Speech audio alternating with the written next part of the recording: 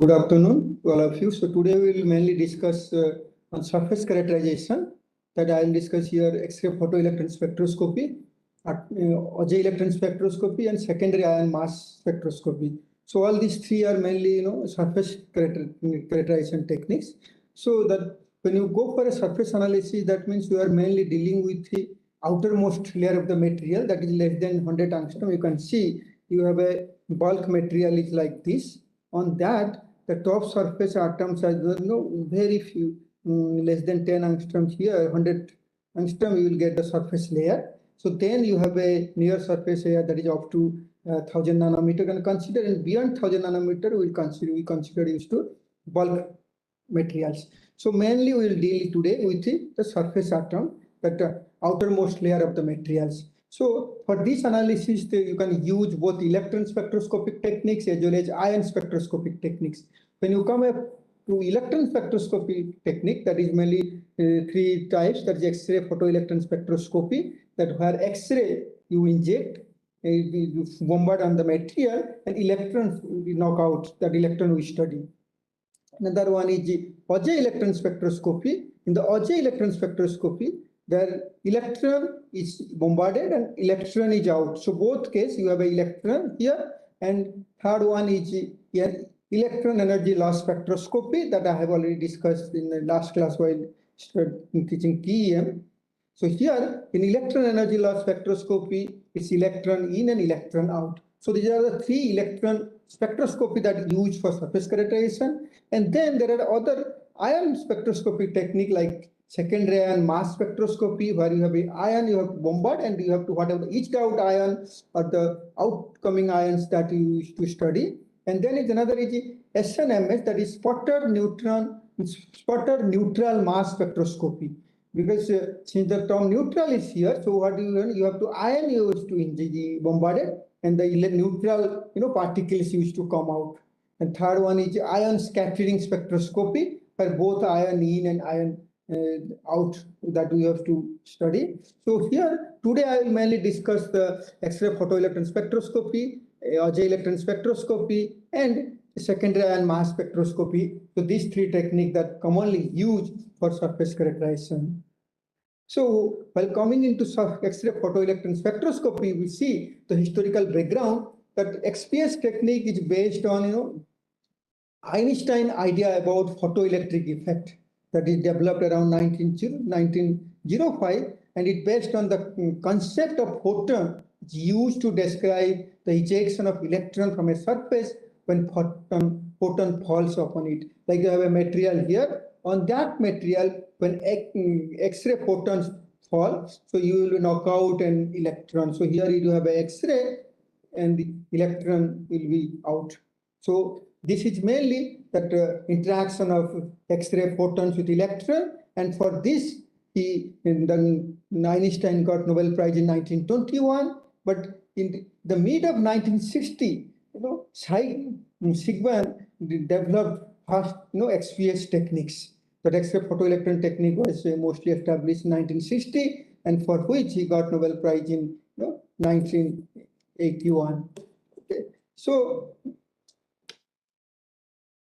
XPS is also known as electron spectroscopy for chemical analysis. Since the most the important information we used to get about chemical structure, so that's why it's also called as electron spectroscopy for chemical analysis, and it's mainly used to investigate the chemical composition of the surfaces. So that is the surface properties. So that we used to study here.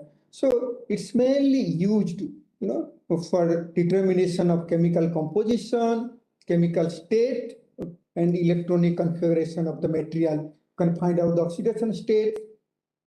By slight change in binding energy concept, you will find out those properties. So here you can see here you have an X-ray penetration depth of 1 micron about. So X-ray beam falls, and then this is the interaction volume where it interact, and then that electron will come out, extracted from a narrow solid angle. So here then like XPS, you will see that 1 to 12 nanometer, that is the range that less than 100 angstrom, that the surface property we used to study.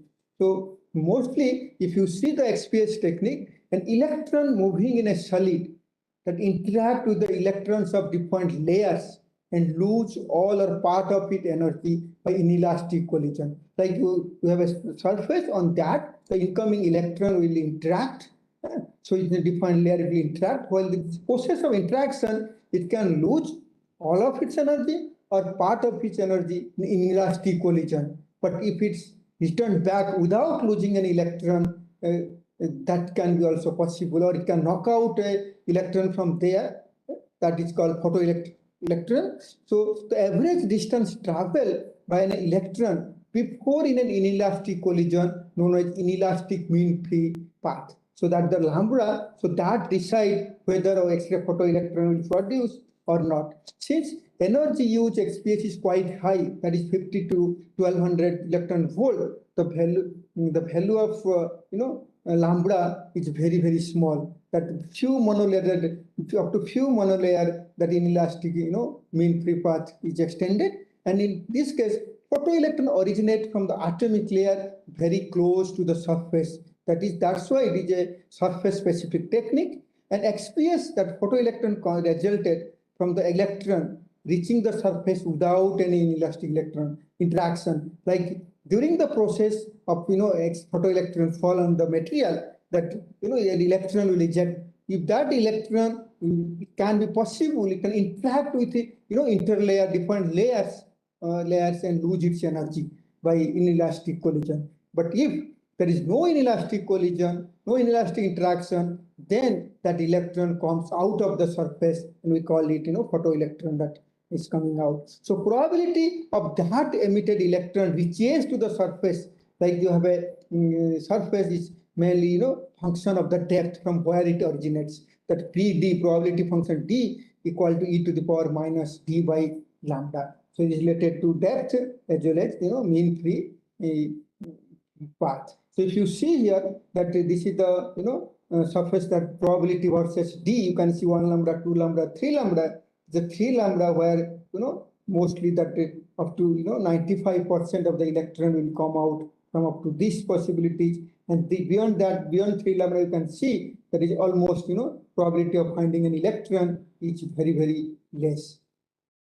So we see here that 95% of the measured electron originated from the depth of the 3 lambda here. So if you see, this is the depth of the D here. So the initially I0, the number of electron originating from the sample, and only Is, the number of electron that escape, that coming out of the surface, that is, as you can see, Is equal to I0 into e to the power minus D by lambda. So if you vary that probability function 0 to 3 lambda, that maximum, that 3 lambda where you see that XPS, the photoelectron comes out, and to the total number of electrons up to 0 to infinity, in that case you will get 95.95. that means 95% of the measured electron originate from the depth of when D equal to 3 lambda. So in this depth, the maximum electron, that's 5 to 10 nanometer length.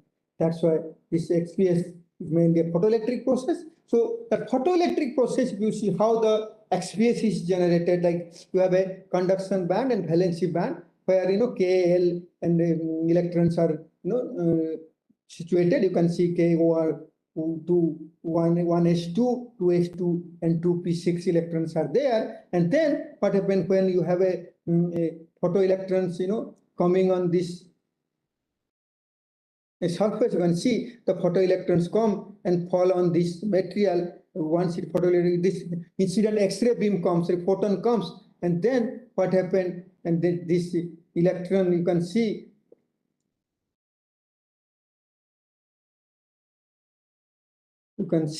this photoelectron is coming out. So once this incident X-ray fall on the material, so it will remove one core electron from the this to the beyond the Fermi levels.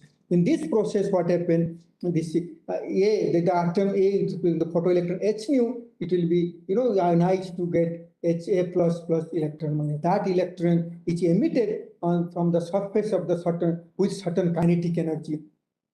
This electron is mainly bound with this 1s orbital with some binding energy. If that incident X-ray energy is higher than that, the binding energy of that electron, then this electron will come out with some kinetic energy. So photon is in here, and electron, that emission is occur here. So X-ray spectral lines are identified from the cell from where it originated, whether it originated 1s electron, 2s electron, or 2p electron, depending upon that where it originates, it is identified with that. And ejected photoelectron has a kinetic energy equal to h nu, that is the photon energy of the incoming X-ray, h nu minus binding energy, while that this particular core electron is bind, h nu minus binding energy minus work function phi. Phi is a spectrophotometer, work function. So the photoelectron energy depends on the photon energy. So this photon energy decide particularly the this binding energy is fixed.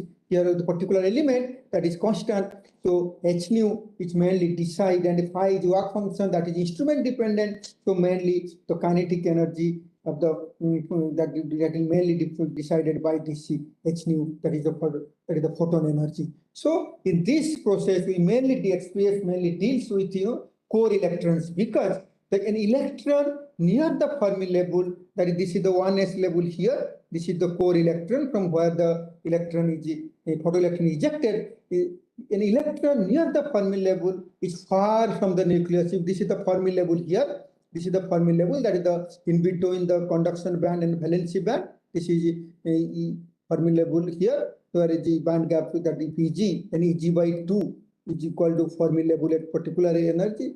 Okay? So there, this Fermi level, that electrons lies, near the Fermi level are far from the nucleus with different direction all over the place, and it will not carry information about the single atom. If you see the information about a single atom, so mostly you have to go to the electron which is close to the nucleus rather than from the far one. So Fermi level, that is the highest energy occupied level of an electron, a neutral solid at 0K, that is the more probability of finding electron is maximum at the Fermi level, but we are mainly deals with core electron in case of XPS, because the core electron are local close to the nucleus and have a binding energy characteristic with the particular element. So elemental composition you can find out, because this electron was initially here and then is knocked out here by creating a vacant space here. So by this process that it has overcome the binding energy, that's why you can able to find out that elemental composition and information about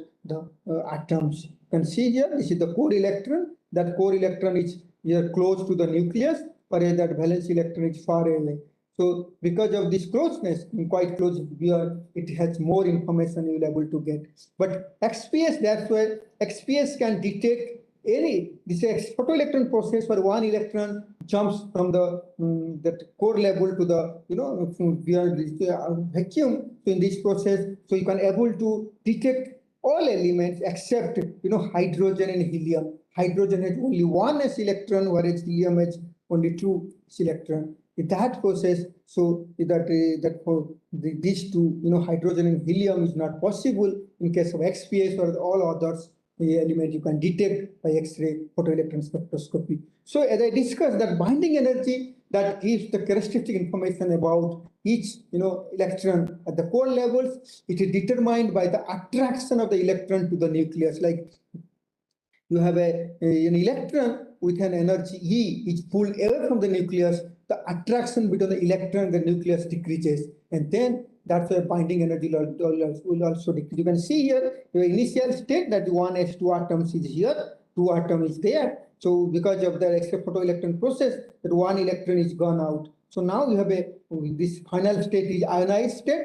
So now it is A1, since 1 electron is lost, so A plus is there. So binding energy equal E final state minus E IS, that initial state, that will decide the binding energy. That means you can see that this is the point for zero energy attraction between the nucleus and the cell at the outer cell, but in the core electron that are attracted to the nucleus with certain binding energy. So we have to overcome this binding energy between nucleus and this to knock out this particular electron to out. Okay, so that's why the binding energy, the characteristic information in X-ray photoelectron spectroscopy. So during this process of X-ray photoelectron, what happened? An additional process occurs that is called Auger electron generation. So this I have we discussed earlier. So where you can see here, when a core electron is here, you can see that you have a hole is generated here. So because of the photoelectron, because of the photoelectron process. So once that the X-ray beam comes and this electron knocked out to the vacuum, so because of that, the photoelectric effect, there one hole is generated, and this hole is filled by a higher level the energy that you can see here. This electron will jump to this and create a vacant space. This process, and what happened? And during this process, the vacant site created here. So that can be, further filled by another electron. So you can say during this process, what are the excess energy? So this the electron comes here, so it rejects some excess energy. So that energy fall on the secondary another electron, and then this electron will knock out to the surface. So this is a one electron that moves out here, one electron, and then this is the second electron, and this is the third electron. So you have a 1, 2, it's a 3 electron process that occurs in case of Auger electron spectroscopy. So that when this core electron leaves, that vacancy is found here, and that vacancy can be, to fulfill that vacancy and move that higher energy electron move and occupy the vacancy, and it can generate either the Auger electron can be generated or a photoelectron XPS, X-ray fluorescence can be generated. So this Auger electron is, L electron, you can see this example, that electron, that step 1, that here, that L electron falls to the core level here, that first step, and then a KLL Auger line generated. So total kinetic energy here is EK minus EL2. The kinetic energy of that photoelectron, that EK energy of that KL cell minus that L cell electron coming here. So N minus work function. So this Auger electron is doesn't dependent on the photon, and you can see in earlier equation that here you have seen that you have a binding energy dependent H nu, that photon energy, that the kinetic energy of this the photoelectron depend on the binding energy here H nu, the photon energy, that X-ray energy. But in this case, you can see here in this equation there is no H nu, is not there. So here it's not depend upon the photon energy, and this electron will be named as depending upon the from where it generated. K cell electron, you can see here that initially the vacant was, the K cell was vacant, so K comes here, then L electron jumps here. You can see here that one L electron involved, and then another L electron is knocking out from there. So 2 L electron and 1 K electron involved. So this process whole, what are the photo emitted Auger electron is named as a KLL electron. So KLLP you will be able to see. So that process is explained again here. You have here in Auger electron, you can use both X-ray, that is a source during XPS that is produced, that X-ray will capable to produce for Auger electron, or in case of Auger electron spectroscopy, that electron gone sources are there, so that produce this Auger electron. So Auger electron carries characteristic energy that can be measured, and you will be able to get information about the material like X-ray photoelectron spectroscopy. So here you can see that X-ray of the electron run, that X-ray or electron beam falls, and this one electron is now vacant, and because to fulfill that, this 2 electron, second electron here, it jumps to this process, and during this process that another third electron here is released. So this is mainly a 3 electron process here, and the kinetic energy is, you can explain like EK minus EL2 minus EL3, so minus work function. So this is the Auger electron that will generate. So if you see that both Auger electron and X-ray fluorescence can be possible simultaneously. So in that case, whether the Auger dominate or photoelectric X-ray photo emission will dominate, that's mainly depend upon the that the atomic number of the material. So you can see the green line, that Auger emission mainly probably higher at lower element, this probability of this, see the probability is quite high here when the atomic number is low. When the atomic number increases, here you can see, so there is around 40, the probability of Auger electron generation is decreases, whereas X-ray photo emission which increases with increasing the atomic number. So the brown spectra here you can see. So Auger yield is related to the fluorescence of the X-ray yield by the relation, WA 1 minus WX. So whatever the Auger amount of Auger will be 1 minus WX, that 1 minus, wet fraction of the WA Auger probability by, WA the Auger transition probability WA, and WX is the X-ray transition probability. So 1 minus WX by WX plus WA. You can find out the probability which one will be dominant. If you come into the instrumentation part of the XPS, that mainly we use, two types of anodes are used. One is monochromatic aluminum K alpha, another is magnesium K alpha. That is the X-ray source that we use in case of here. This is the X-ray source here. They are mostly monochromatic aluminum, that's the energy is 1486.6 electron volt, or magnesium 1253.6 electron volt. That two are used in case of X-ray photoelectron spectroscopy. But in XRD, X-ray diffraction analysis, we use copper K alpha here, that this copper K alpha. But in case of XPS, we are using aluminum and magnesium, because XPS is a absorption process where the incoming electron is getting absorbed and knocking out another electron from this. For that, the absorption generally occur at low energy level. You can see copper K alpha, the energy is 8048, so it's quite high.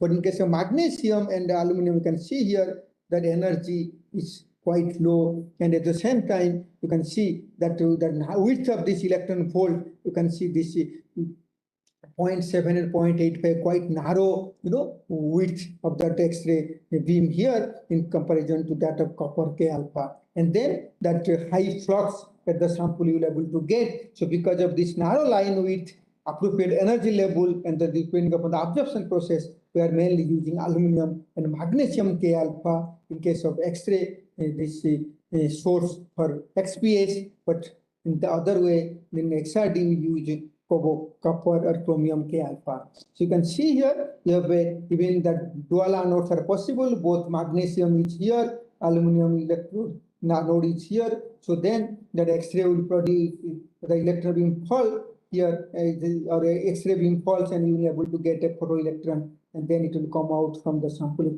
You have different components you can see here. Here is the sample stage where you used to keep the sample, and then you have a ion source, whatever the ions that for etching on the depth profile analysis we reach argon source.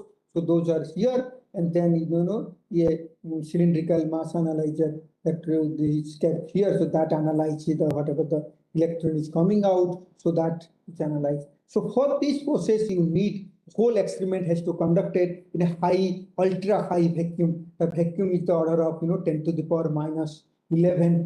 For the TM, it is 10 to the power minus 8. SEM, you can use 10 to the power minus 4. But here, in case of X-ray photoelectron spectroscopy or Auger photoelectron spectroscopy, your vacuum is quite high. It's greater than 10 to the power minus 9 torr pressure. So less than equal to 10 to the minus 9 torr. So because of this ultra high vacuum, remove the surface contamination and absorb gas. That sometimes what happens on the sample surface, if oxygen or some hydrogen or some any other carbon dioxide, those type of gas absorb, so that will give interference to the analysis. So you have to remove that because the ultra high vacuum is remove those things. And second thing, the enable photoelectrons to be analyzed, without interfering with the gas phase. Since there is vacuum, so no gas is there. So incoming, that outcoming, that electron which is coming out, so that will not interact with the gas. It is increase that it increase the mean free path of the electrons, photons, or ions that produce, and it will prevent the arcing and high voltage breakdown. So because of this four reasons, mainly we give ultra high vacuum. Then you have an ion gun that I discussed here. So ion gun and here at ion source. At this area that is the ion source, so that will be mainly for sample cleaning as well as depth profile analysis. Like you have a multi-layer structure. So top layer you can remove by organizing, you can go to second layer, and like that you can see the depth analysis that we'll discuss. Whether sample cleaning can be done by this way, and mostly argon is widely used, and sample charging effect needs to nullify. There should not be any charging effect during this process.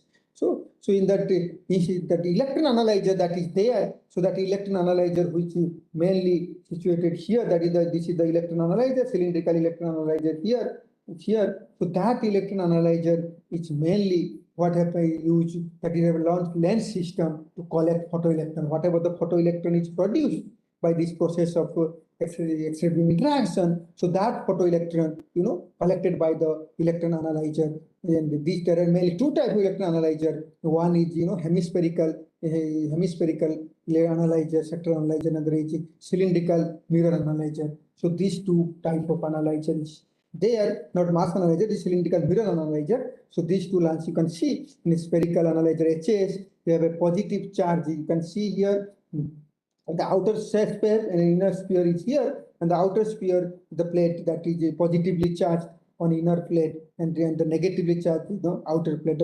That means you have a both positive and negative charge here. Positive charge on inner plate, that inner plate is positively charged, and outer plate is negatively charged.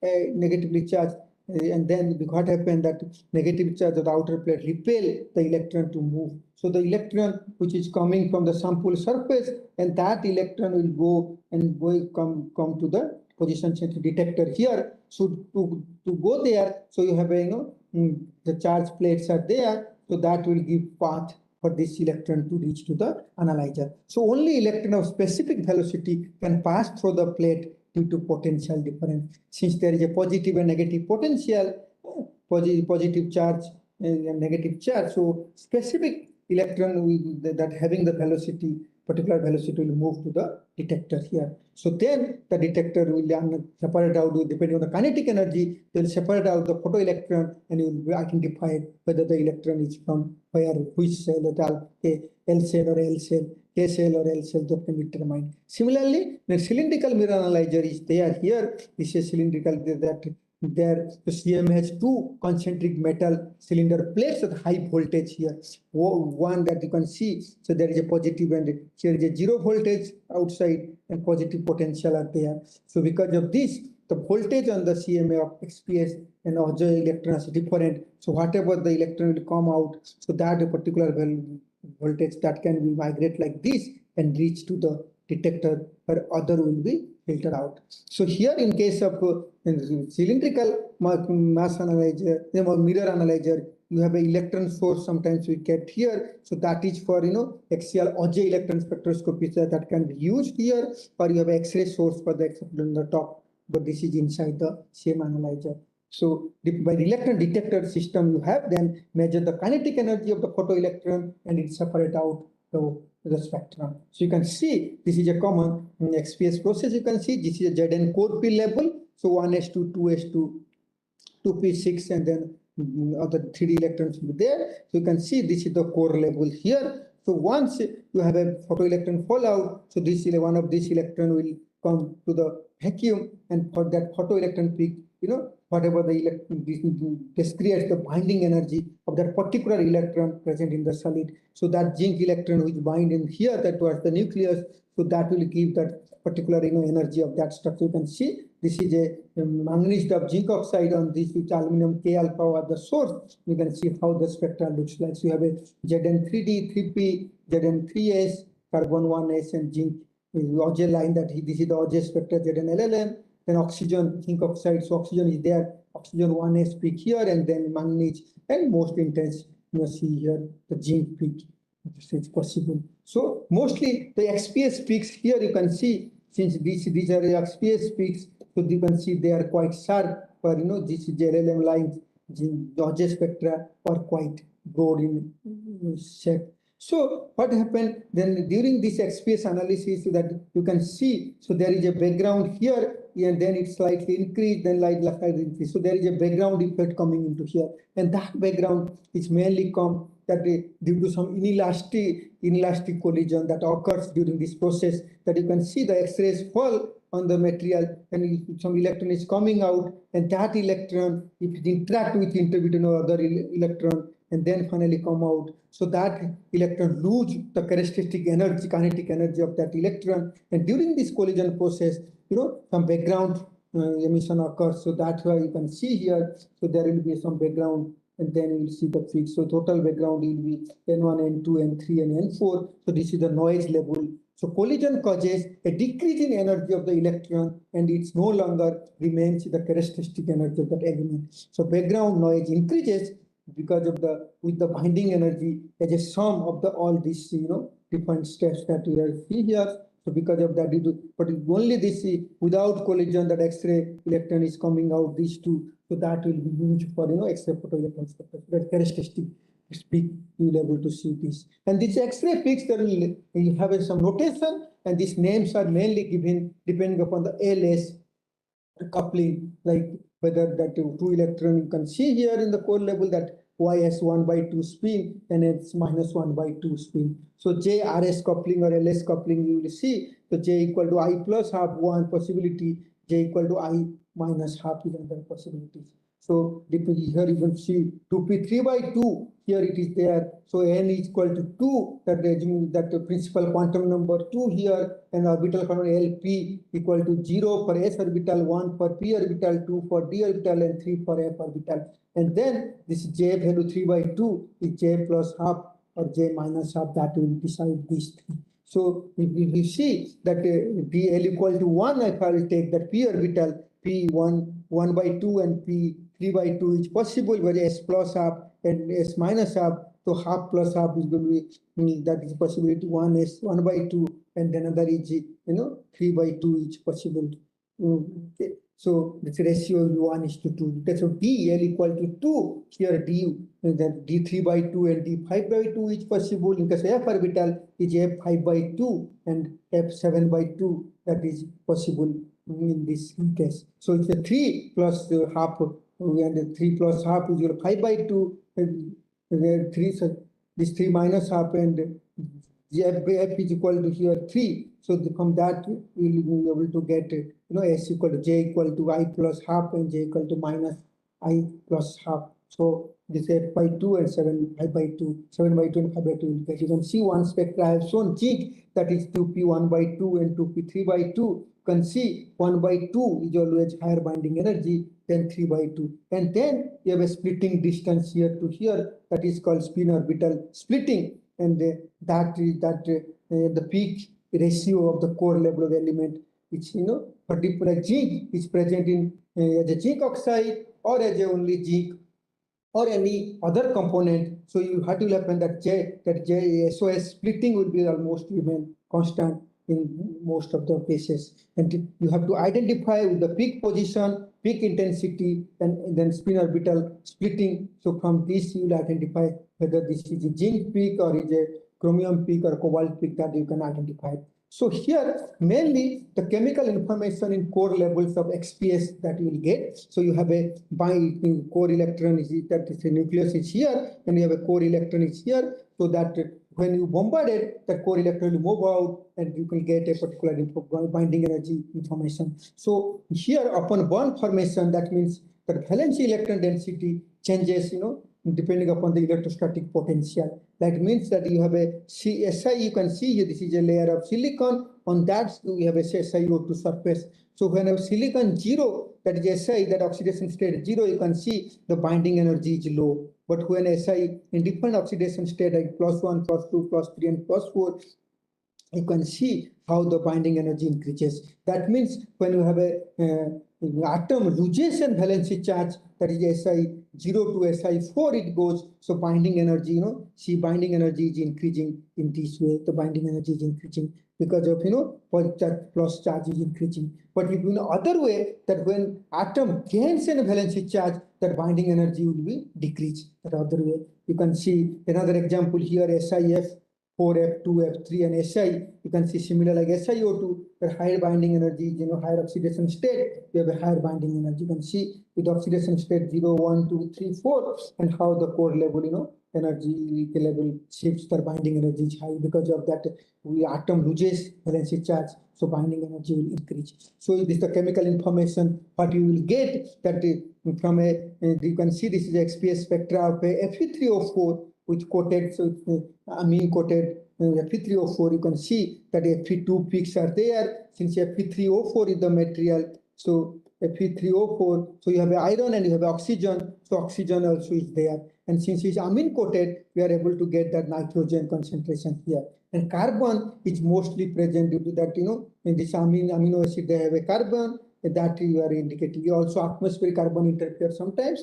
So first, in XPS analysis, what happened? You have to chemical shift. You have to consider that instrumental shift, that carbon 1s peak or gold AU peak, that we have to consider as a reference material. And for carbon, it has to be, reference has to be satisfied. It will be fixed at 285 electron volt. Or some cases, people have used 284.6 electron volt. In case of gold, it's somewhere in 84 or 82. So they used to fix. And then after subtracting the, the instrumental, after doing the instrumental correction, then you have to, you can see carbon 1s spectra. You have you get a highly asymmetric peak like this type. So you can see we fitted it into three peaks here.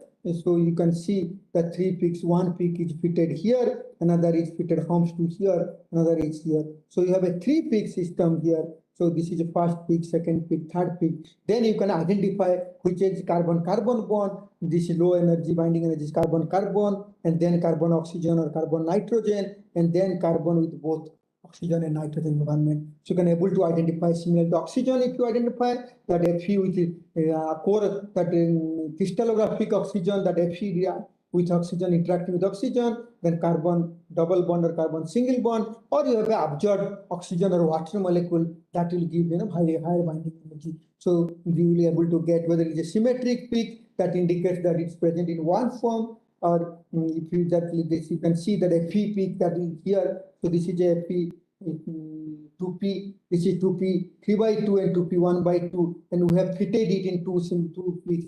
So that will be mainly Fe2 plus and Fe3 plus. If you see this Fe3O4, that mostly that Fe3O4 is you have actually Fe2 plus and Fe3 plus is there. So since both plus 2 and plus 3 there, so depending on the oxidation number, you can able to identify whether it's Fe3O4 is formed or any other phase is formed. With that you can identify. Similarly, that is told that with carbon, oxygen, and those type of bond, you can easily identify how that shifting or how the electronegativity affects the XPS analysis. You can see if you have a core level here, carbon is here, and then but if you have oxygen with nearest to the carbon structure, what happens? The oxygen has higher electronegativity. Because of that, the core electron of the carbon is little bit shifted towards the oxygen. Because of that, you will see shifting in binding energy. You will able to see in that case. You can see carbon, hydrogen, or carbon. You have a 285 electron volt. When you have carbon, oxygen, it's 286.5. Carbon, fluorine. If fluorine has higher electronegativity than oxygen, it's 287.8. Or if you double bond,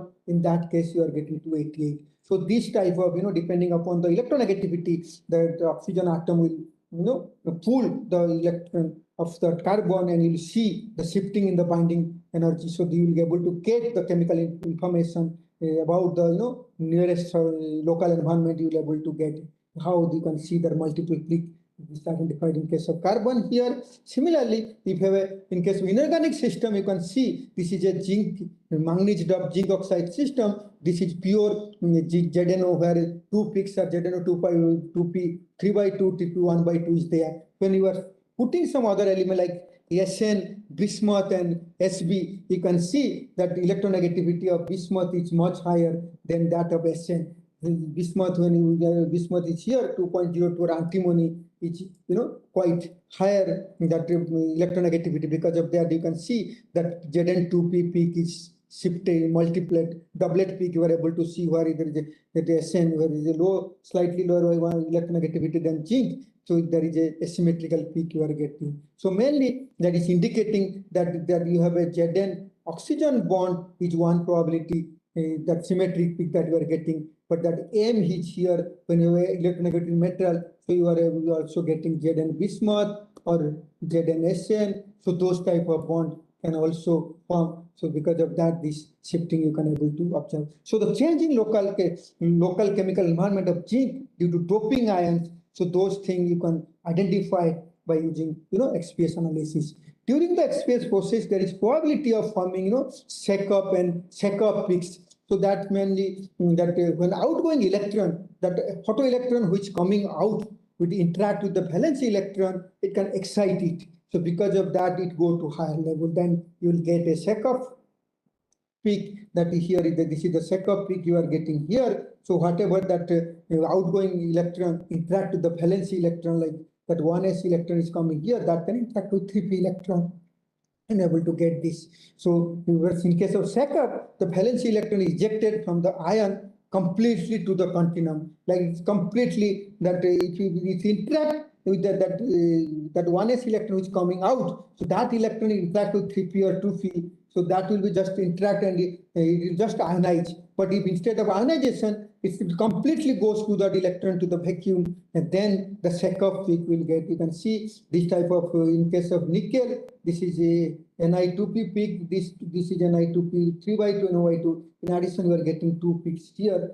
These are mainly satellite peaks. So that appears as a broadening of the core level peaks, and mostly satellite peaks in features at lower energy with respect to the main line. So if the main line, you can see a 3π to 285 in case of Ni2p, the satellite peak is around broad feature at a lower main line. So that is here with respect to the binding energy. You can see that the energy is little higher that set because of the Chekhov of this. So you can able to find out the information about the core level properties. Core level information by using this type of X-ray photoelectron spectroscopy. You can able to see whether there is a particular element zinc exists in a zinc 0 state or zinc +2 state, or nickel exists in Ni +2 or a Ni 0, or those information you can able to get. In addition to that you can also get a depth profile analysis. That means if you have a layer structure or core cell structure, so you can layer by layer destructive analysis you can do, and you can find out that information about the core. Like you can see here, this is the XPS of the your sample here is here. On that sample, X-ray fall and photoelectrons coming out. So this is like if you have a layer structure like this, multi-layer structure. So 1, 2, 3, 4 layer. So what will happen? First with argon etching, that ion beam source is there. So you can argon bombard that the top surface atoms will be removed. So after removing, you can see that inner structure, the electron now X-ray beam will come and fall in this case and photoelectron knockout. So you can see the X-ray photoelectron coming here, then you have a X-ray coming here and photoelectron is coming out. So by this depth analysis, we are able to see that what the inside structure. You can see that it's a silicon monolayer layer structure. You can see on the silicon, you have, once you keep on increasing the etching layer by layer, you can see how the concentration is increasing. So that indicating with one more and more deeper, you are getting more concentration. Similarly, AG 3D, you can see how that 2p, 3/2 or 5/2 or 7/2, those peaks you are getting here with increasing the depth profile concentration. Like in that case, like in this depth profile analysis, you can able to find out different elements present in the system depending upon the layer structure. You can see this is a structure where you have a see the titanium silica substrate, SiO2 Si substrate is the blue one bottom. Then you have a titanium nitride here, and then Al2O3 hafnium oxide, and again Al2O3 on which platinum catalyst are there. So this is mainly this resistive random access memory of tri-layer structure composed of Al2O3, HFO2, and Al2O3 system on titanium nitride coated silica substrate. So if you go, you can see this TM analysis. You have a glue on the surface, then you have a Al2O3 here, then hafnium oxide on the top, then titanium nitride, and finally at the bottom you have a silica oxide or silicon is there. So to that, see that layer by layer structure, what you did, you can see that oxygen, aluminum, hafnium, and titanium elemental analysis by destructive process. So you have a layer structure. So the top layer you remove the by argon etching and then go to the second layer and study. You can see here in case of aluminum. So aluminum is mainly, you can see it is on the top surface mostly. So you can see in that aluminum is the red one. You can see at the top when initially the aluminum concentration is quite high, and then the aluminum in between hafnium is there, then again aluminum is there. So it's decreased here etching time, and then you are getting increases. But in case of that blue line hafnium, you can say hafnium is the inner layer here. So initially top layer L2O3, then Al2O3. So initially hafnium is not present. Then hafnium, when you go to that particular layer, this layer, so hafnium will increases and then decreases. Similarly, in case of this titania, you can see that initially titania up to 100, 300 seconds, there is no titania at the top. Titanium is not here up to this zone. So then when you change and come to this zone, then only you will get the titania signals. But similarly, oxygen, if you see oxygen, the third surface, L2O3, hafnium, and Al2O3, both all case oxygen is there, so are getting oxygen overage out. And when you go to titanium nitride or silica nitride zone, so then that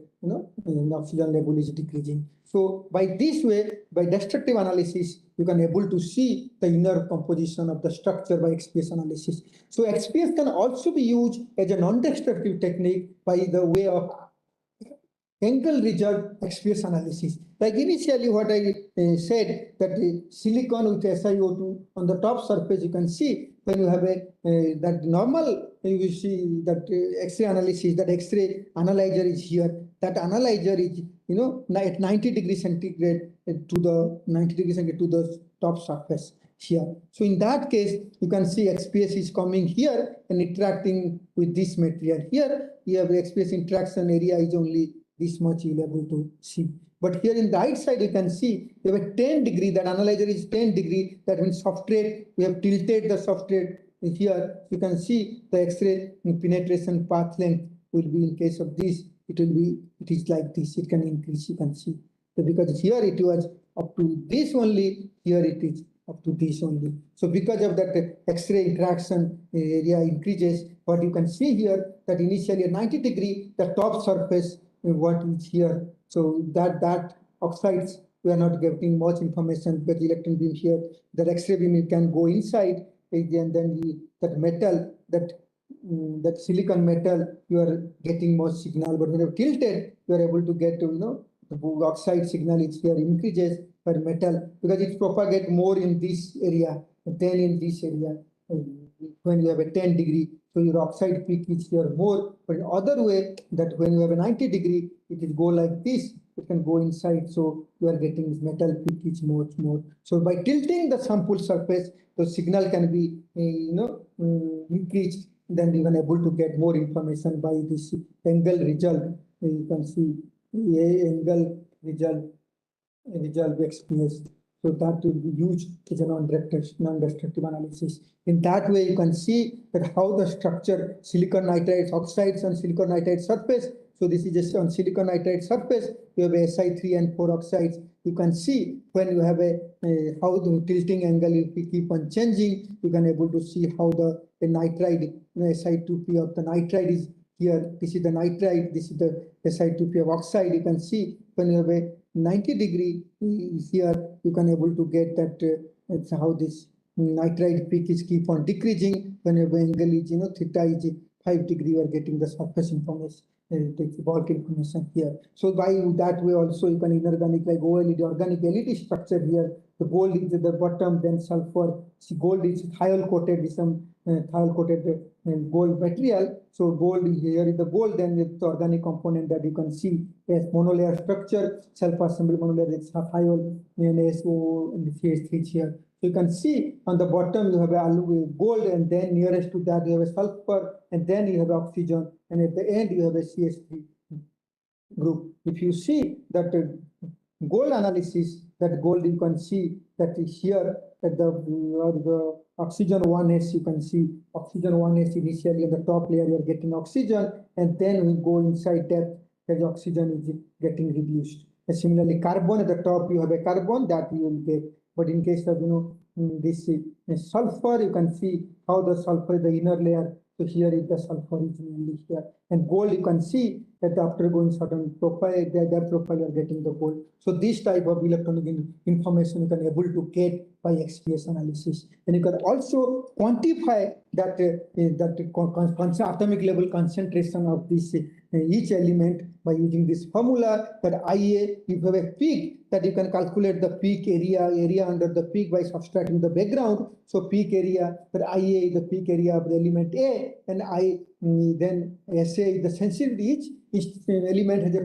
particular sensitivity factor in case of XPS or Auger electron spectroscopy. So that you have to calculate, get from the operator, so the area by divide by SA, that sensitivity factor of the element A, to the whatever the XYZ element is present, summation of all that, you will get atomic level concentration. I have shown here, you can see one example, carbon, oxygen, nitrogen, and silicon. Here you can see if you calculate silicon concentration, that is intensity area under the silicon by sensitivity factor of that silicon, then summation of silicon with carbon, oxygen, and nitrogen. So then you'll be able to find out the total concentration of silicon here.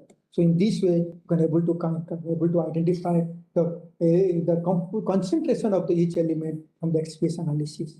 In addition, that XPS are nowadays used as an imaging technology. So you can also image that electron coming out, so that can be imaged. You can see this is an example photograph by paint, by the clear coat at the bottom, and then you have a different layer of coat. Adhesive layer is here.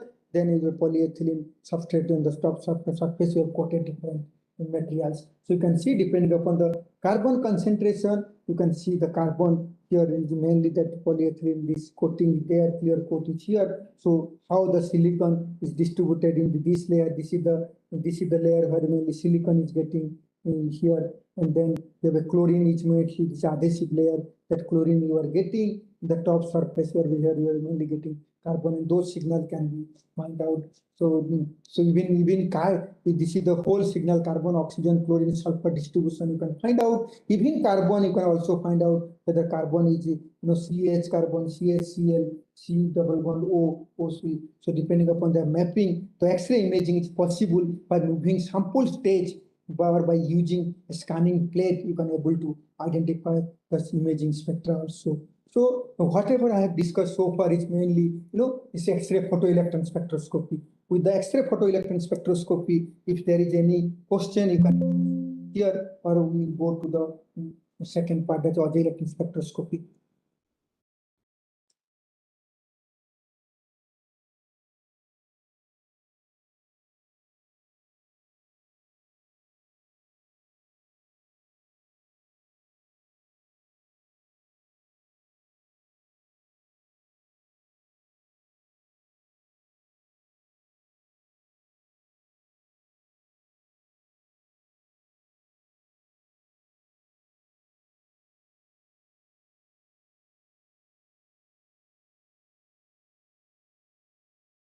Okay.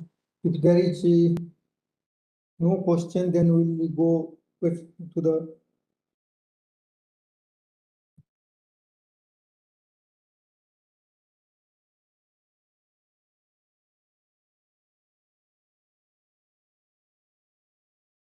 second part, that is on Auger electron spectroscopy. So Auger electron spectroscopy is almost similar to the photoelectron spectroscopy. Here, instead of measuring the X-ray photoelectron, we are mainly measuring the kinetic energy of the Auger electrons here.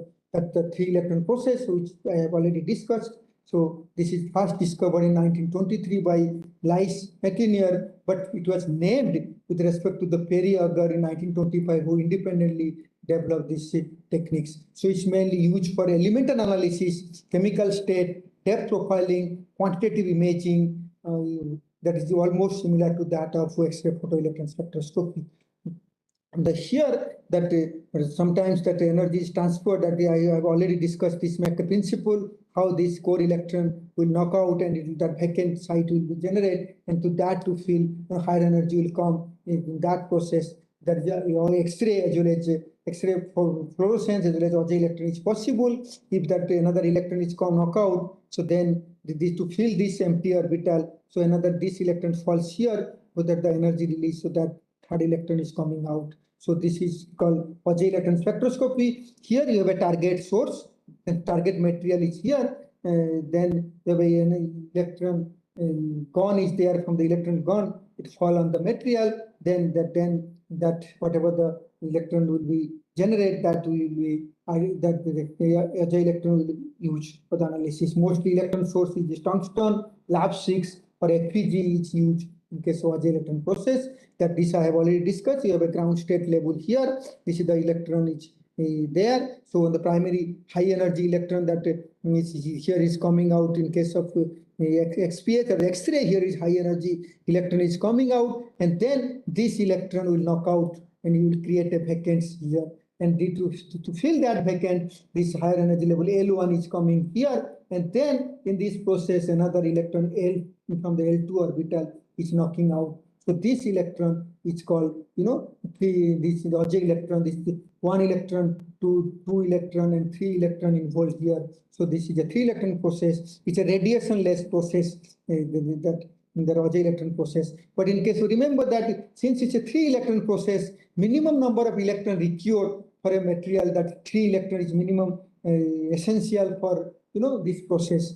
But in case of lithium, isolated lithium, if you see, lithium has three electrons. So if you all these 3 electrons will come out, so material is difficult to remain. So you will not get any information about isolated lithium metal because of only 3 electrons is there, and it's a 3 electron process. But in lithium solid material, if you see that solid layer structure, solid is formed. So because in the solid you have multiple lithium layer will be there. So in that case, Auger electron is possible. So Auger electron can be possible for any materials greater than a number of electrons greater than 3. So that can be identified by Auger electron process. And this naming I have already told. So if the initially K electron comes out, that because of the for incident electron, so that K is here, then another electron from L1 to jump here. So L1 is involved, and then third electron is coming out from L2. So L2 is there. So K, L1, L2 with the Auger electron name. So the 3 symbols in the transition current level correspond to the 3 energy level K, L1, and L2. So depending upon that, if a K, L1, L2, or K, if L1, M1 is involved, so L3 electron initially come out, then this electron come to, then another electron here, then L, M1, or similarly L2, M2, M1. So different types of nomenclature you can give depending upon the electron that's coming out. So mainly that sample is irradiated with electron gone up 30 to 40 kilo electron volt, and here we measure kinetic energy of the all collected electrons that we will observe is detected level up to 1 atom per cent. You can see this intensity versus kinetic energy of a germanium, aluminum, and sample terbium containing oxide fluoride glasses. Then you can see the FeKLL, oxygen KLL, and terbium, TB, NVB number, or germanium LLM, all these different Auger electron you can able to see. But for quantification, for identification directly, we can't use Auger electron spectroscopy. What we used to do, we used to convert it, derivatize it. So initially for quantification, though you can use by removing background noise, so but that will not give you better information. So always you used to go for a derivative of that. You can see so DE and the derivative of E, that kinetic energy E into any number of electrons. So with respect to E, and then its kinetic energy derivatized, you will get this type of peak. So this type of peak, the derivative peak, the peak position of the kinetic energy where it is, that will suggest the particular which KLL line is there. You can see this light element boron 104, beryllium 104, and then boron, then carbon then the nitrogen, you can able to get a derivatized curve. Or you can, the chromium, you can see that multiple peaks, you can able to see that 489, 529. So you can able to identify this particular kinetic energy corresponds to a particular Auger electron. So those element analysis by comparing with standard spectra, you can able to find out which material is present, and then you can do quantification by similar way to that of X-ray photoelectron spectroscopy. But here, instead of area under the curve, you have to take intensity from the peak to peak height. So after derivating this, you can see this is the maximum intense peak here. So you have to measure this peak to peak height, and then peak to peak height, that I intensity IA, then sensitivity factor SA, you have to consider, and you have to find out, this the quantification data from Auger electron spectroscopy. So you can see peak to height of chromium, iron, nickel I have shown here. Then by using this equation, you can able to get the different percentage of chromium, the iron or nickel. So this can be huge for Auger, for element analysis like X-ray photoelectron spectroscopy. Similarly, the depth profiling can also possible using this Auger electron spectroscopy. So in case of Auger electron spectroscopy, that you can use both way, that is that the elemental analysis as well as depth profiling like X-ray photoelectron spectroscopy. You can see initially you have a top layer here, that is analysis zone, and then you can inject that ion beam, you can fall here, then after 10 minutes you can see the top surface is eased out. So now that some electron beam is falling on this area. So similarly, after then again another ion beam sputtering after 20 minutes, you can see this is the you can see how the depth is varies from here to here. So by this depth profile, so you will get the Auger electron signal versus sputtering time that you will get. With sputtering time, your Auger electron signal is coming here, and then this you are converting to the concentration versus depth. So whatever the depth that is Auger electron signal can be converted to concentration, and then that the sputtering time with respect to the depth you can analyze. You can able to get a spectra like this. You can here you have a substrate, silicon substrate. On that you have a titanium nitride, titania, and again titanium nitride is there. You can see with the ion beam reaching the top layer, top to the bottom. You can able to see. For example, if you go to nitrogen at the top as well as after one layer. So you can see initially this is the nitrogen is present here. Then in this, when you go to the second layer, there is no nitrogen, and then again nitrogen is increases, then again decreases. So it's 1, 2, 3, 4 layer. You can see 1. This is 2. This is 3. This is 4 layer. Similarly, in case of titania metallic, you can see. So titania is there from the beginning. So titania its concentration is increasing here because it's showing mostly in second zone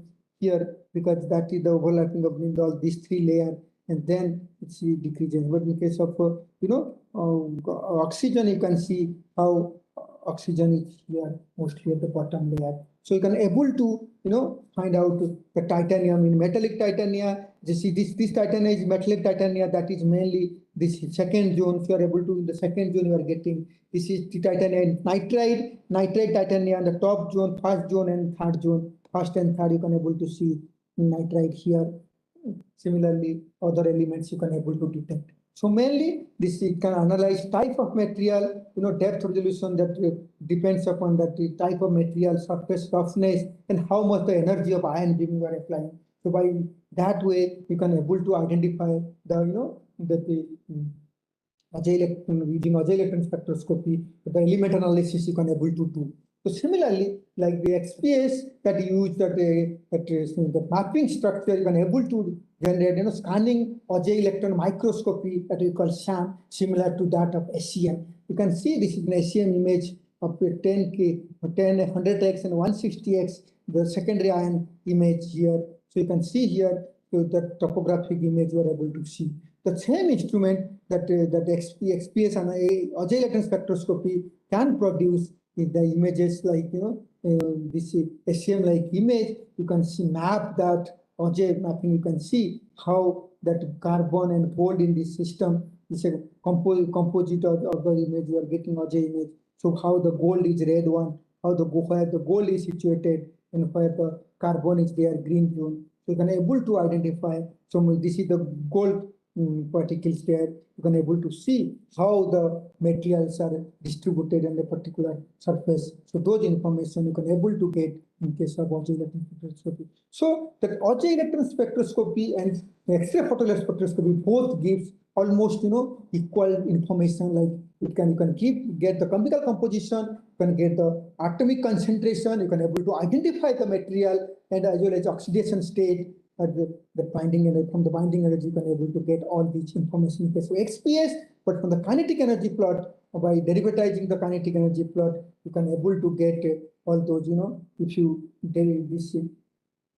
Once you derivatize this Auger electron spectroscopy, you can able to get this peaks, derivatized peak, and that from the peak how you can quantify, as well as from the kinetic energy of the position, from the identifying which element is there. So as well as depth profiling is possible. So mostly this Auger from Auger copy you will able to get all this information about the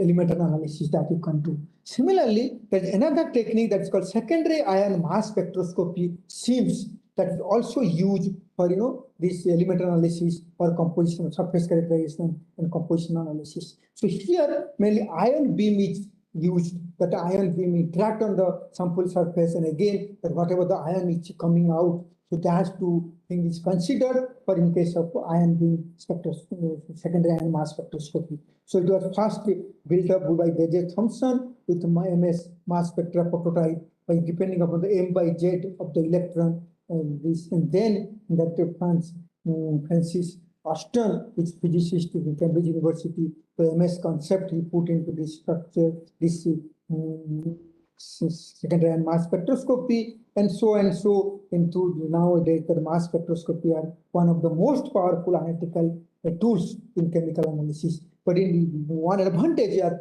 whatever that XPS can detect hydrogen, helium, and lithium, hydrogen and helium, whereas the Auger electron spectroscopy, hydrogen, helium, and lithium, these three elements can be detected. But in case of secondary ion mass spectroscopy, you can detect whole periodic table, all elements can be detected by secondary ion mass spectroscopy. Here, the time of flight that mass analyzer is introduced, and the quadruple ion filter introduced. So those type of mass analyzer are there in case of secondary ion mass spectroscopy. So if you see the principle of secondary ion mass spectroscopy here, the bombardment of sample surface with a primary beam, you can see this is the sample. On that you have a different, that different ions are there, the different atoms are there. On that atom, whatever that IP primary beam is falling here, this can see this is the primary beam that falling ion beam, that IP which fall on the sample surface, and then you will produce this type of secondary ions constituency will able to come out, will be removed. The secondary ions are separated from the sample by an applied voltage. When you have this, because of this ionization process, the secondary ions are coming out. So what happened? So you have to analyze the secondary ions and you can identify which are the elements present here. It is used to characterize the surface and subsurface region of a material based on M by E, at M by E ratio of the measurement of the ejected particle under ion bombardment. That from the M by Z or M by E ratio, you'll able to find out which elements are present. It involves energy transfer process from IP of the sample atoms to the ionize the material, and again to release the secondary ions IS. So characteristic feature here mainly it is used for quantitative chemical analysis. It can detection limit is very high. You can detect 10 to the power 16 to 10 to the 13 atom per centimeter cube, and it's a large dynamic range that up to high order magnitude you can able to find out, and it's a high depth resolution. Since it's an ion beam, the penetration depth is quite good, so you can able to analyze a resolution about 20 angstrom, and it can be since there ions are secondary ions are generated, you can generate an ion microscopy is possible here with high lateral resolution. So that is it can use for chemical analysis, you can use for microscopy as well as you can see here. If you come to the instrumentation part of the secondary ion mass spectroscopy, Here you have a primary ion source, that is ion gone here, and then this is the sample surface. On the sample, that ion beam falls. And once the ion beam falls here, it will produce secondary ions. That secondary ions, once it's produced, it has to be extracted from the from the sample surface, and it will be collected. That extractor is there. So this is the extractor. That extractor would collect that whatever the ions form, and then it allows through a mass analyzer. Since the mass analyzer is there, so depending upon the M/Z ratio or your magnetically or other technique, so you can separate out those different ions and be able to get that from the detector. You're able to get that spectra. You can get mass spectrum. You can generate. You can able to see what are the elements present, and you can ion image. You can get, or you can do depth profile, or you can generate a 3D structure by the different layers, different level. You can collect the different depths. You can collect the data, and finally you merge them to get a 3D image. So mostly we also here you have a ion detector that is there to detect, and the whole process needs to be high vacuum to smoothly transfer that to what are the secondary ion produced here to the detector, and there should be avoid any interaction in between with air and all those things. So here the primary ion sources are generally oxygen 2+, cesium +1, or gallium +1 is most used. So oxygen is used for electropositive material like boron, aluminum. So those type of electropositive material we use oxygen 2+ ion source. But in electronegative species generally use for nitrogen, phosphorus, arsenic, the cesium +1 is used, and gallium is used for improved lateral resolution. You can use also gallium. You can see the primary beam angle is 0 to 60 degree here, and beam energy generally 0.5 to 20 keV, and we use a very narrow diameter with the beam that fall on the sample surface. Then the ion extraction here, the secondary ions that formed at the sample surface are immediately removed. That whatever that this extraction electrode that helps, it has to immediately remove that secondary ions produced and transfer lens from the real magnified image, and it take to the detector, so able to analyze those structures. So here the mass analyzer is there, that cylindrical shape, that this is that whole process is the mass analyzer. So that mass analyzer is mainly they analyze the mass by 3 different ways. One is time of flight, depending upon the time of flight of the secondary ions to reach the the ions reach to the detector. So that will analyze the ions of same energy but different mass with a different velocity. That means even you have an ion of the energy might be same, but different mass can travel with a different velocity. So it's time taken to travel with a drift space that we analyze in case of time of flight. Here, the simultaneous detection is possible, and you have a high transmission and high resolution you will be able to get with high mass range. It's quite large mass range you can able to identify. But in case of quadruple, you have a M/Z, if a certain M/Z will reach the detector at a given ratio of voltage. That is when it has a low mass resolution and low transmission. In that case, depending upon the M/Z, we are given particular voltage, so that will travel to that will be identified. But in the magnetic sector, the degree of deflection of ions, there is a magnetic detector, magnetic analyzer there. So then the degree of deflection by the magnetic material field, these ions, how it deviates its path by M/Q ratio. So that we will analyze. It has even quite high resolution, but high transmission, but the detection limit is very, very low. So mostly mass analyzer, as these 3 techniques are used, and you have an ion detector that is micro channel plate MCP ion detector, that array of miniature electron multiple electron multiplier, like multiplier that earlier exists. It's a very small, similar to that of electron multiplier, but it's a miniature of that. So micro channel plate is there. So an ion passing down to the channel hits the inner channel and produce secondary ions. In that process, you will use that. I will show you that this is here, that which is here. Okay. And in this case, in this end, there is a,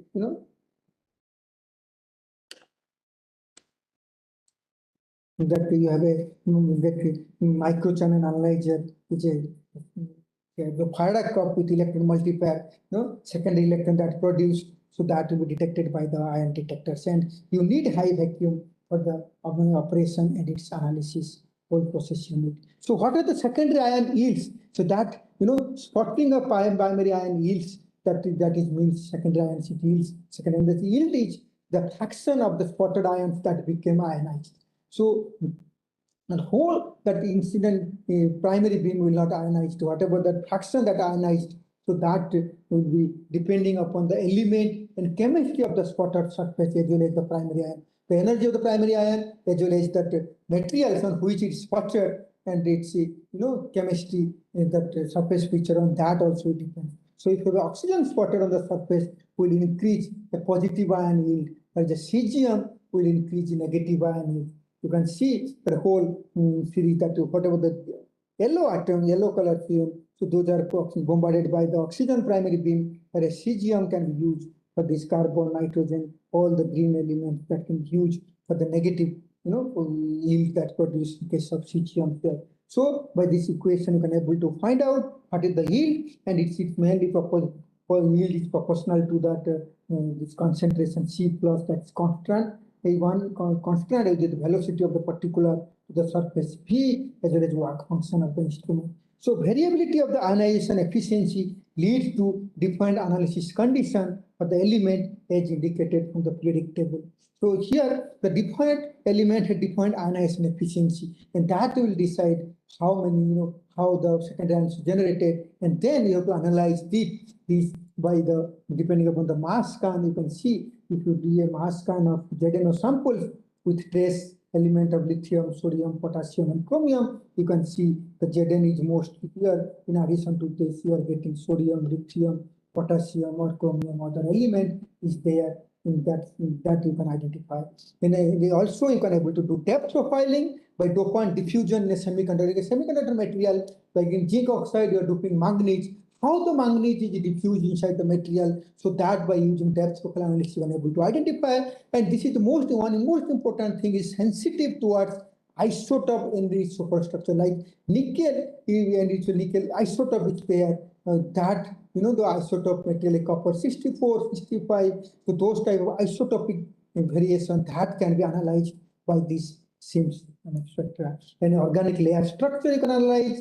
You can impurity at trace level, ultra trace level, very, very low concentration, you can able to identify, and you can produce an image depending upon the ions that generated for characterizing the sample surface, and you can get a 3D mapping structure or material distribution as well as chemical analysis that you can get. You can see this is a depth profile structure of a OLED structure with a titanium substrate. You have a different organic element, or layer by layer is deposited, and you can see the how that NB fan, in the top surface here, that is the first layer, in the second, third, fourth, fifth, and then the substrate is here. So you can see NB fan, the top layer you are getting that, and then it's continuously decreasing, and then ALQ3, that is that the blue one that you can able to see. This is the secondary check zone you can able to see here, and similarly that this is the top bottom layer that BPAP, that you can see that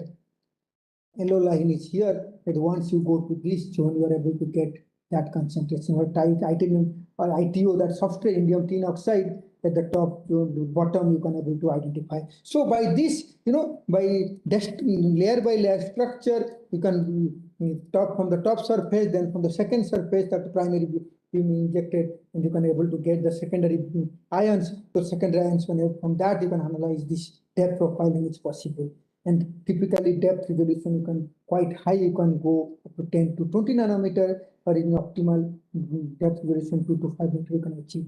And detectable element greater than hydrogen, any element greater than hydrogen is not possible, that is not 100% will not get, because in case of hydrogen only one H plus is possible. So your detection limit is not that good, but you can able to detect in this case also in hydrogen. any element greater than equal to hydrogen, you will able to get ppb ppm concentration in this case. And that ion beam chemical analysis is that I told that you can use that the chemical analysis can be possible by using that ion imaging technique, like primary beam fall on the sample surface and secondary beam is coming out, and that intensity recorded as a function of primary beam position. You can, like ACM, you have a raster scan. Here you can image on the top surface depending upon the primary beam coming out. That's the secondary beam coming out. You can get image spectra. So that will give you chemical analysis. So secondary beam intensity recorded as a function of primary beam position, and you can find out material distribution, composition analysis can be done. You can see here, this is a circuit board. On that circuit board, how nickel and sulfur and this C3H6, that this organic molecule, so how they are distributed. You can see that in case of nickel, you can see here the blue one, it's mainly the nickel one, then the carbon, that is black color one, the carbon that you are able to see the C3H6 is distributed in the this green one, and then the red one is the silicon. You can see this nickel with C3H6, they are situated in the same position. The overlapping of blue and green, you are getting some sort of this things like structure that indicating that that the C3H6 molecule is on the surface of the nickel, and then you can see the silicon here. This is the zone of the silicon. Yeah. So you can able to get this type of information, how the spatial distribution of particular element. You can see here, this is the drug molecule. On that drug molecule, you can composition analysis can do here on the surface, that deoxycholate, sodium deoxycholate is there, and then you can see the top surface, you have a sodium is there.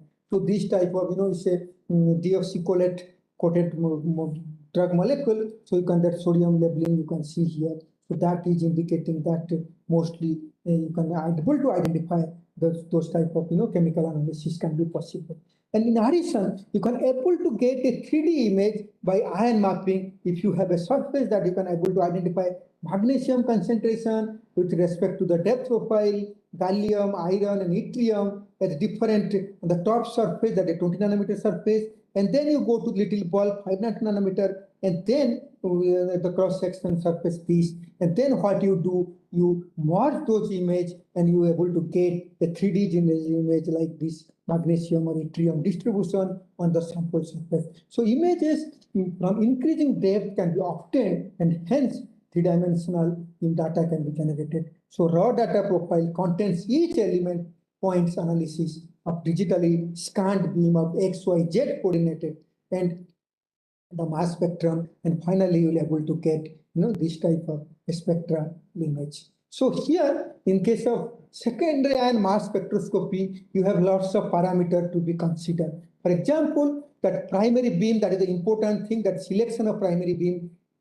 that is the prime factor for the secondary ion generation, and the detection limit, depth resolution, all these parameters that depend upon the primary beam intensity. So that is the first criteria.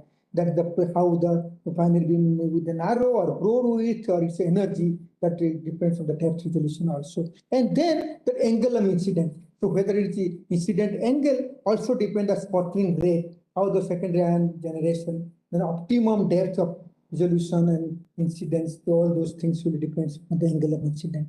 And then what is the rate of sputtering? At what rate that that the ion beam are spotted on the material, depending upon the mass, energy, and angle of the incident. And then for the detected area, how much area you are detecting upon the scanner, the depth profile, and that those you are generating, the secondary ion contribution is coming. You have to see that particular detected area. And then what are the species to be monitored? So detection limit is affected by low count rate and high per implant standard dose or contaminated in the instrument. So you have to identify which material to determine, and accordingly it have to make to the contaminated field.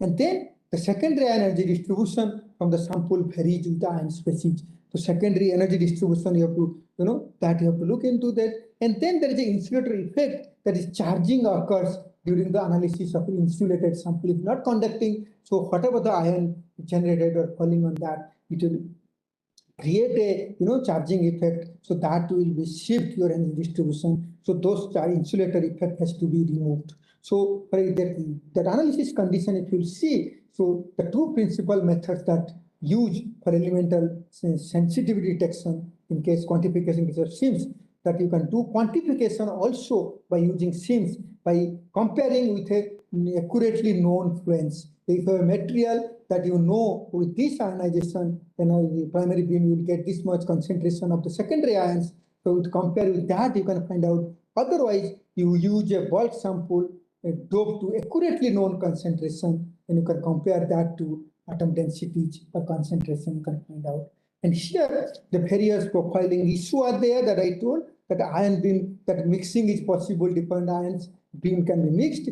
Depth resolution is one other constant, and and this charging effect is there. Sometimes matrix effect come into effect, surface effects, or you can see mass interference there is possible. Like for example, this argon, arsenic A75, or you take a silicon 29, silicon 30, and oxygen, or as SiO2, that is silicon is present in two different isotopic level, Si29 is 30. So all this case mass is equal to 79. So in that case, there is a mass interference is possible, but that can be identified if you take the concentration where it is in this region, it is here, you can see there is a overlapping, but then there is decrease in case of this. So you have to check the spectral ejection energy level, that you can energize by selecting a particular energy, you can identify within the mass interference difference, that isotopic leveling.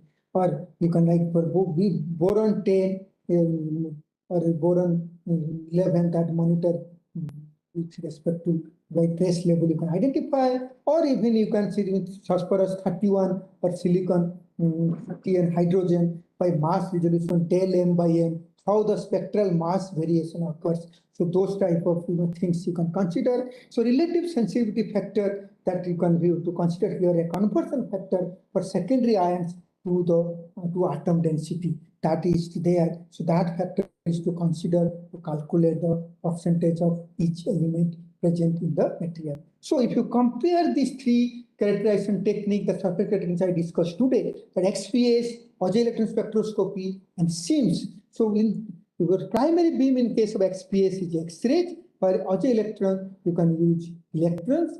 In SIMS it is mainly ion beams. So here the analyzed is again in electron and electron both in XPS and AES, but in SIMS we analyze mainly ions, depending upon their mass. And all these sample, all charging is possible here. All sample in XPS types of sample, now conducting, non-conducting, both you can do. When XPS we do only mostly conducting material, but it seems you can use both. But if it's charging is there, it's insulated metal, you have to take care of that. You have to go for a proper coating, conductive coating or something to nullify that charging effect.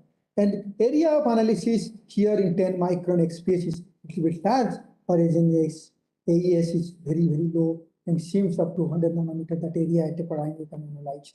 And surface selectivity is mostly 1 to 5 nanometer there, but in case of SIMS, this is ion beam, so it's up to maximum 1 nanometer.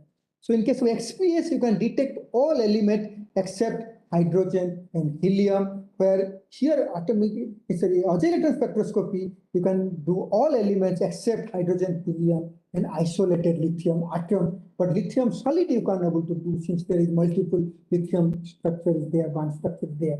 But in SIMS, you can detect all elements in case of SIMS. And sensitivity here in these two cases, XPS and all the AES, is 0.1%. Here, in case of SIMS, is less than 1 ppm, and you can able to get in dynamic state, in static condition, you can get 100 ppm. And quantification, you have to use Ricciardo standard. In all these cases, you have to use, and this molecular identification is not possible in case of XPS and AES. You can able to get the ionic information, but in mostly possible in SIMS, that molecular identification and molecular identification. And similarly, nature of chemical bond, shape, you can all those straightforward information you can able to get in case of oxidation state, XPS, and AES, where it seems it's not possible.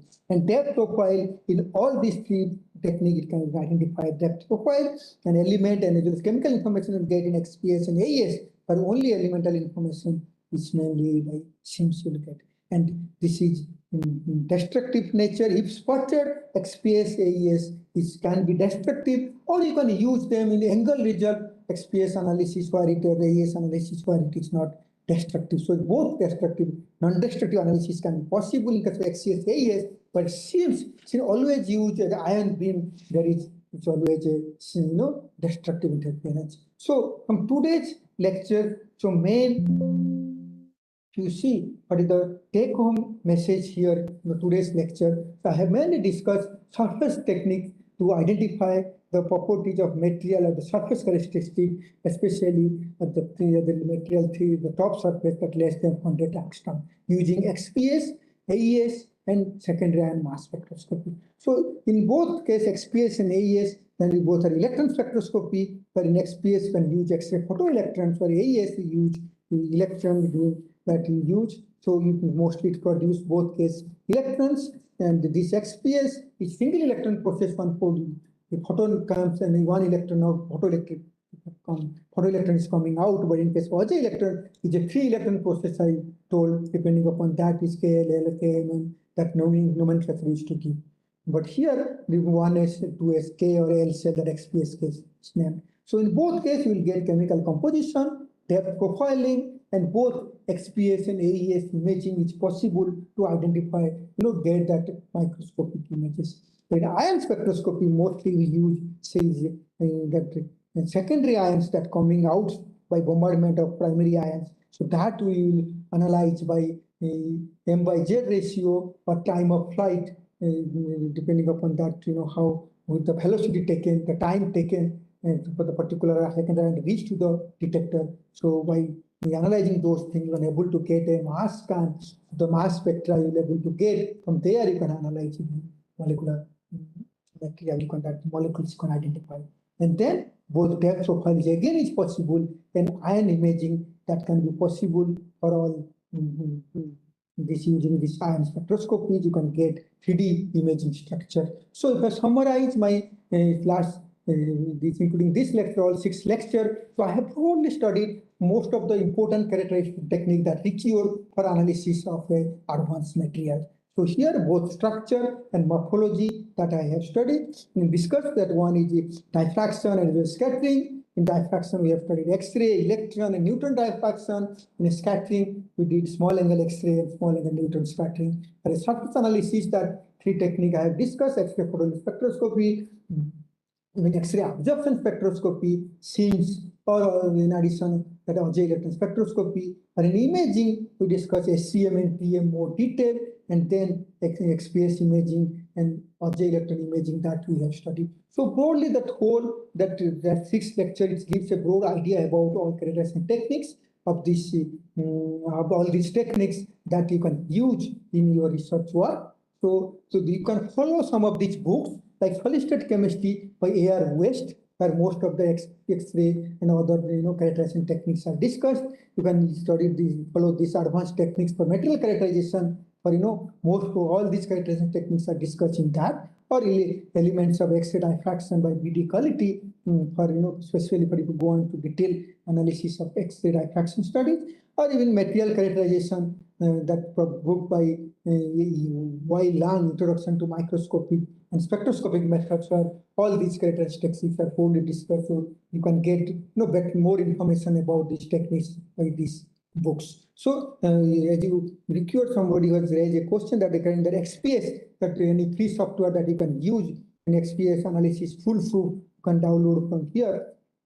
That full proof is freely available or can use for X-ray diffraction analysis. But in case of XPS, you can use freely available XPS Peak 4.1. So these tools can be used for interpretation of your data. So with this, I will conclude my lecture by all my own characterization techniques.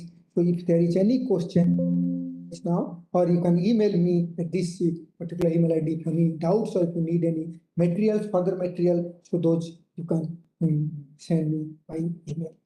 If there is any question, you can raise now, or else we will conclude the lecture.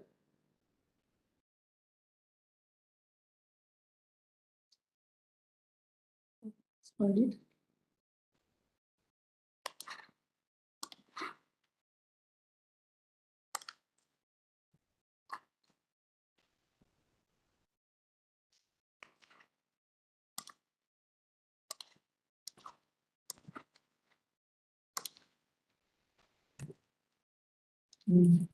No questions.